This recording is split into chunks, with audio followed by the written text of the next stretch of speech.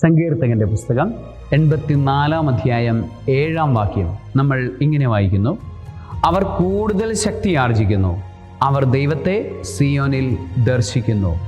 അവർ എന്ന് പറയുന്നത് ആരാണ്?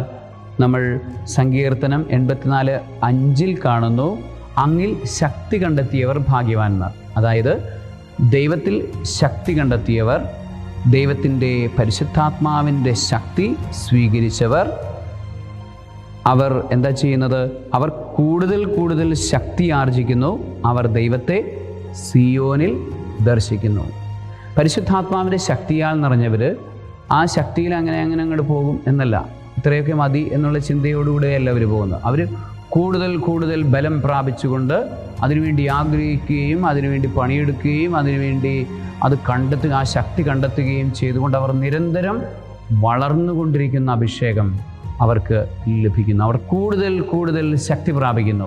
ഒരാൾക്ക് പരിശുദ്ധാത്മാവുണ്ട് എന്ന് പറയുമ്പോൾ നമ്മൾ അയാളിൽ ശ്രദ്ധിക്കേണ്ട കാര്യം, ആ പരിശുദ്ധാത്മാവിനെ അയാളിൽ വളരുന്നുണ്ടോ? വളരുന്നില്ല എങ്കിൽ അത് തന്നെ അയാൾക്കൊരു ബന്ധനാവസ്ഥയുടെ അടയാളമാണ്. എനിക്കിത്രയൊക്കെ മതി എന്നുള്ളൊരു ചിന്ത അയാൾക്കുണ്ടെങ്കിൽ അത് തന്നെയാണ് അയാളുടെ ബന്ധനം. അതാണ് ആദ്യം എടുത്ത് മാറ്റേണ്ടത്. നിരന്തരം വളരാനുള്ള കൃപയാണ് പരിശുദ്ധാത്മാവിൻ്റെ അഭിഷേകം എന്ന് പറയുന്നത്. നിരന്തരം ശക്തി പ്രാപിക്കും. സർവശക്തനായ ദൈവം, പിതാവും പുത്രനും പരിശുദ്ധാത്മാവും അവിടുത്തെ ശക്തിയാൽ നിരന്തരം ശക്തി പ്രാപിക്കാനുള്ള അഭിഷേകം കൊണ്ട് നിങ്ങളെ നിറയ്ക്കുമാറാകട്ടെ. ആമേൻ.